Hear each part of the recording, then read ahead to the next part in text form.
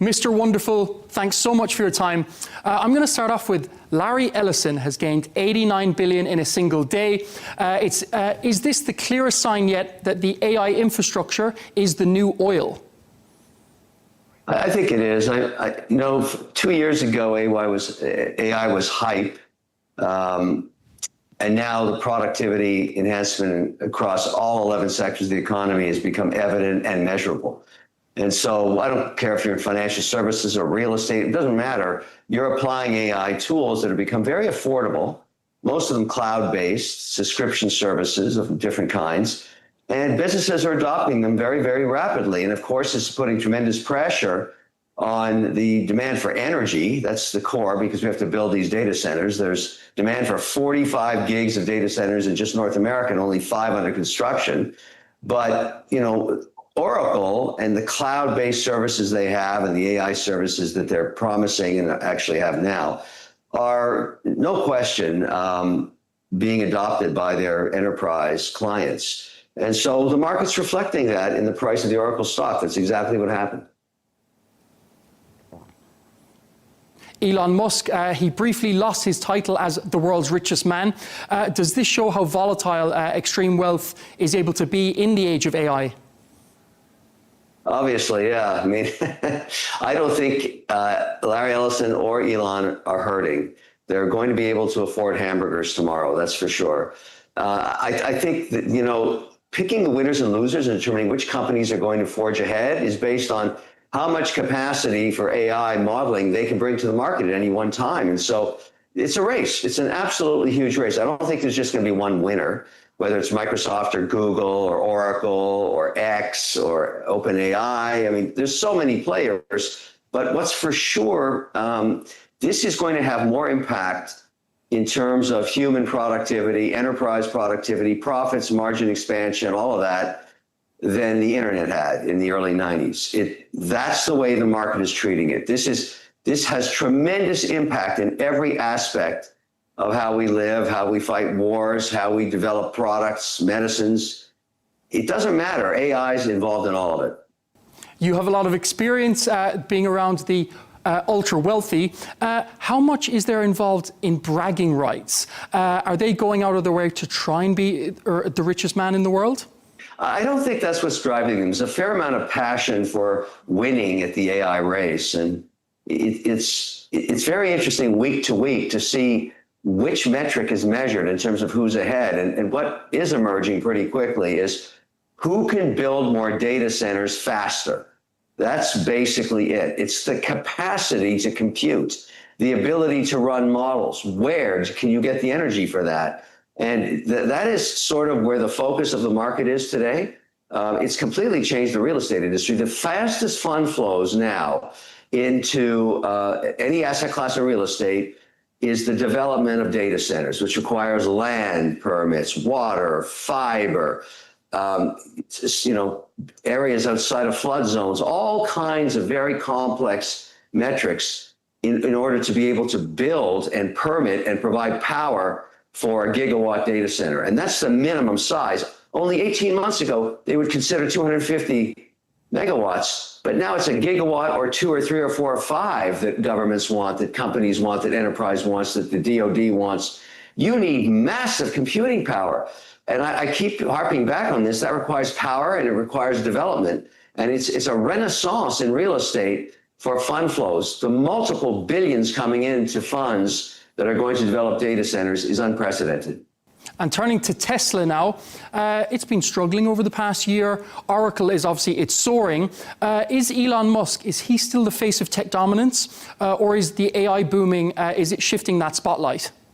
No, I think Elon is unique in the sense that he has so many different mandates that he owns and manages.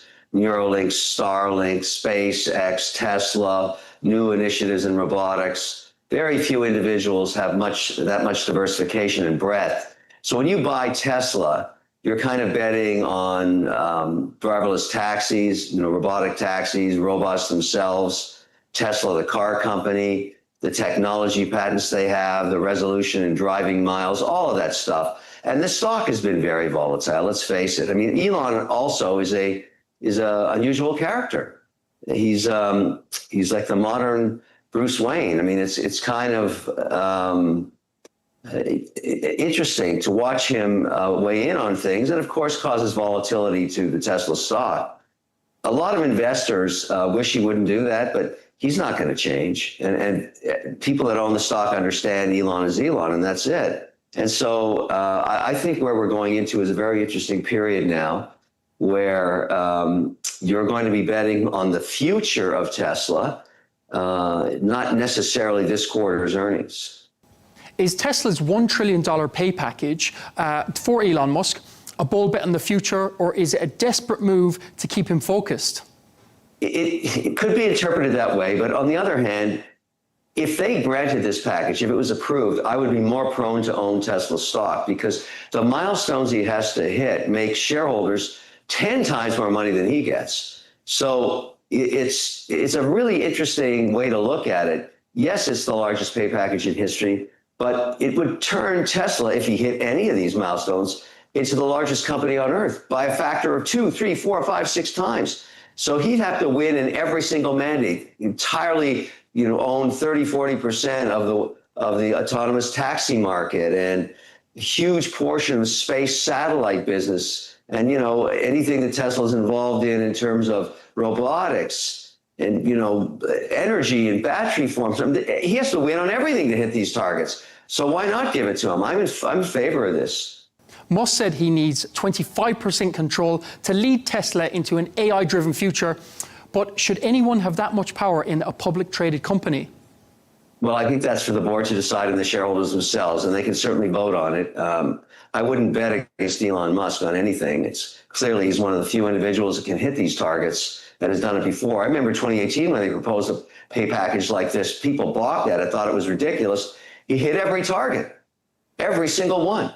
And so, that's why I say the track record is pretty clear, and I think he should be given this opportunity. Are tariffs and immigration crackdowns, are they making it harder, not easier, to bring back jobs and investments into America? Policy's moving. It's changing all the time. I think the tech leaders have been talking to the administration a lot about immigration policy, particularly for engineers.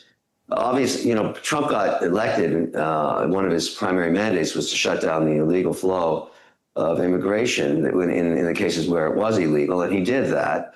But it was a very broad mandate that he put in place that also made it more difficult for people that are essential for the economy, including cohorts of students being educated in American institutions and everything else. So you can expect over the next year some softening in these policies to accommodate the demands of private sector and public sector. And I think, it was a very broad, sweeping attempt to fix the immigration problems. And in doing so, made it difficult for just law-abiding applications.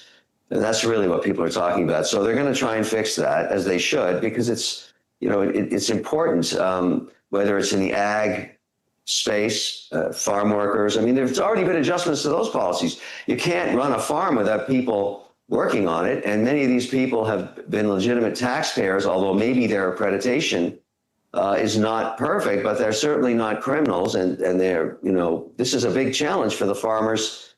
Restaurant workers is another example. You talk to operators in that space. There are jobs out there that are filled by people that may not have got the correct visa. And how do you adjust that so that you have a path to keep them productive without destroying the business they work for? That's sort of the dilemma private sector is dealing with right now on immigration policy. Is Klarna's buy now, pay later model a smart long-term investment? There's a lot of new models coming out and new ideas, and that's one you just detailed. But let me point something out that's the underpinning of why there's so much optimism in the markets right now. We've talked about blockchain technologies for over a decade, 12 years. And all of a sudden, the Stablecoin Act, now called the Genius Act, passes just a couple of months ago. It opens up for digital payment systems. It also moves the needle closer to full adoption of Bitcoin, either as a commodity or security, yet to be determined by the Clarity Act and the other people call it the Infrastructure Act. That's coming soon. So that's being contemplated now by Congress and the Senate and those that are trying to push the bill. My whole point is, when you start talking about Bitcoin and crypto, and we've got during the cowboy period of crypto and digital payment systems, 10,000 tokens came to market. They're out there still, 10,000. But they're almost all irrelevant if you're just trying to capture the promise of crypto. You could own just two securities. You could own Bitcoin and Ethereum, and you would capture more than 90% of the alpha or price volatility of the entire crypto market. In addition, and this is sort of the strategy I've adopted over since the bill passed, since the Genius Act passed, I see now that Wall Street is going on chain. It's going to go on chain. The adoption of tokenization of securities, digital payment systems, transfer of stable coins, all of that stuff is happening at a geometric increased pace, just really fast. And so how do you play that? How do you play the infrastructure? Well, that points to Ethereum. That's the number one blockchain product. It's the one that every ticker in business television around the world tracks the price of, that and Bitcoin. So if you just buy those two, you have the most liquid, the largest market cap of crypto. One is basically digital gold, if you want to call that Bitcoin, and the other is Wall Street going on chain, which is Ethereum. But there's another huge benefit. And I think a lot of people are thinking about this. I certainly have done it. If you have Bitcoin and you have ETH, Ethereum and Bitcoin together, you can wrap and you can stake and you can create a distribution. You can get yield off this combination that you couldn't before. And, so to do that is not easy. And that's why, you have to have a team to help you do it. But all of a sudden, I've now just adopted two positions. I have a little bit of stablecoin, but I have Bitcoin and Ethereum, and I have yield. I get a check every month. So all of a sudden, an asset class that, I'm holding on to, like gold in perpetuity for a 5% weighting or 10% weighting, between the two of them, it's 10%. I'm getting a check every month. I'm really happy about that. And this is the maturation of the crypto market. This is the adoption of an institutional allocation to it, with the benefit of owning the infrastructure as Wall Street adopts blockchain technology, that's Ethereum, and of course owning digital gold in the form of Bitcoin. And I also own the infrastructure, a BitZero, Norway and Finnish miner of Bitcoin that I'm a shareholder in, Robinhood, Coinbase, the infrastructure plays.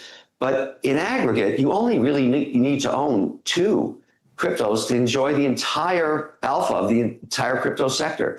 So everybody talks to me about other ideas, but I say, that's great. Show me why that is better than owning the two granddaddies. They have no answer to that. And is it digital gold, Kevin? I think it is. I think it's here to stay. I mean, not everybody is permitted to own Bitcoin as the coin itself. And that's why these treasury products have emerged. So you can own a stock. I have yet to see a treasury product I want yet, because none of them pay without using extensive leverage. I don't like extensive leverage, any distribution. So for me, it's about managing my Ethereum against the Bitcoin, wrapping and staking, and get a distribution every month. And I've had to build a whole team for that, but it's worth it. It's a big asset class for us. What's the biggest challenge? It appears to be regulation from your end. Yeah, it is. We still don't have what we need in terms of deeming Bitcoin a true security or commodity. We need to get that done. I think we're moving very quickly towards that. I'm feeling pretty good about it. I think in some ways, you think about Saudi Arabia and the region, they've been very, very open to crypto because they see the potential for it solving a lot of problems in just banking, in just transfer of assets and compliance and auditability and all of that. It's just, we're in a golden age of financial services. And I've said this so many times, but I actually think that crypto will become the 12th sector of the S&P 500 within 5 years. It's only a few $1 trillion right now versus the overall, it's a fraction of wealth management globally, but we're in the first inning. And with regulation coming, it's going to grow faster and faster. Has Apple's innovation, has it slowed down? Obviously, since the passing of Steve Jobs, he was someone who you worked with the iPhone 17 offering incremental upgrades. I think Apple shouldn't be just viewed as a hardware update. I think the enterprise services, the individual services that come with the phone are going to become more and more of the profit story. Everybody has a phone, not everybody has an iPhone. So the opportunity is to make the product better and better. But I would say there's a challenge. I mean, I have 2 iPhones. I got called this morning to put my pre-order in for the new phone. I said, I'm going to wait. One of the challenges is there's so much software and code already on this phone that porting it over to a new phone, while many say it's easy to do, that's just not factual. The authenticators themselves, it's very complex to move them over. The accreditation, the passwords on all the different apps that I use on here, it takes a whole day or 2 days to make the move to the new platform. So before I do that, I'm going to wait. I'm going to see what the new one brings out. I eventually will adopt the update because the cameras continue to get better and better.